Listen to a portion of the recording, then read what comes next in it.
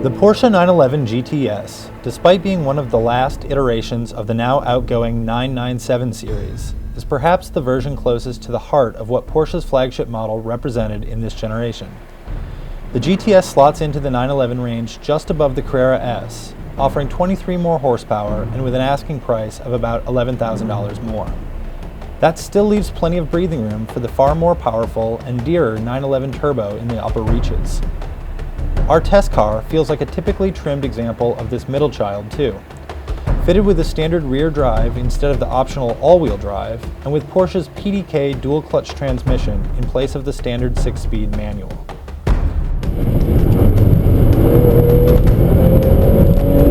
We almost always prefer to row Porsche's sweet manual gearbox, but PDK is competent enough that paddle shifting doesn't really get us down.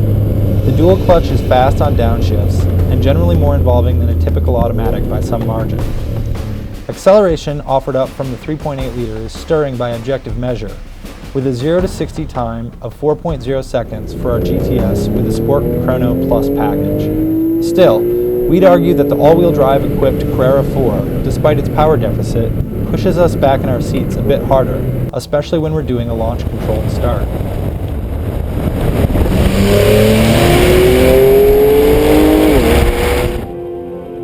As you can see, we had rainy conditions during the bulk of our week-long test with the GTS, but frankly, the wet didn't get in the way of us enjoying the car on some of our pet roads.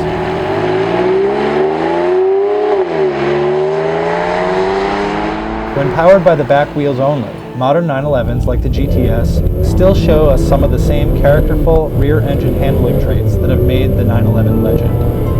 Feeling the mass of the engine rotating around the center point of the car takes some getting used to, for sure, but it's a progressive action that is ultimately really rewarding to master. Put on an undulating road like our test route, and you'll find the GTS to be a purveyor of satisfying weight transfer and flat cornering. Steering feel isn't quite so good as that found in Porsche's own Cayman, though it is still informative overall regarding what's happening with both the tires and the road. In slightly more staid driving circumstance, using Porsche's default suspension and engine map settings makes the GTS a quick but laid-back car. Only the too firm ride keeps it from being luxurious outright. However, we mostly drove in the far more aggressive Sport and Sport Plus modes, with their improved throttle response and suspension firmness. Deploying the full voice of the GTS via the button for the dual mode exhaust is also a good way to make your drive a bit more thrilling.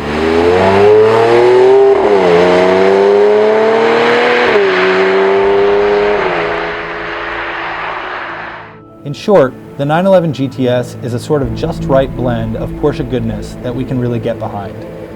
Though the turbos or GT3s of the range may be more involving overall, and the all-new 991 series an intriguing prospect, the GTS shows that the average 911 is no bad place to spend time for drivers.